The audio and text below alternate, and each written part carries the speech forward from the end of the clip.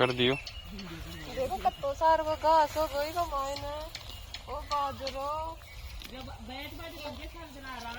सारा दिन बैठवा भी कौन दे और आराम भी कौन करवा दे और आन सिर्फ से ना वीडियो बनावा से वो साण से यहाँ पर थोड़ा सा काम कर ले वे बस सारा दिन बस खा ले थे और सो जाए थे और मैं था लुगाए ने पचकाओ तो सारा दिन ही काम करवाओ थे अगर लकड़ी कोने अब बापड़ी लुगाया कतरो काम करे दोपहरी का तावड़ा का मान भी मैं काम कर रहा सारा दिन ही अब काई माँ का जीव को की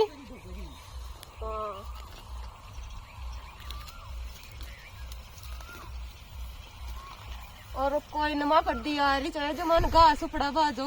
बाजरा को सबने रोटी बना रखो ली और भाभी चुल्ला की रोटी जिन्हें भी खानी चाहिए वो आदत जो पर घास उपड़ाना पड़े मैं फोकट में कोई नहीं बन दूंगी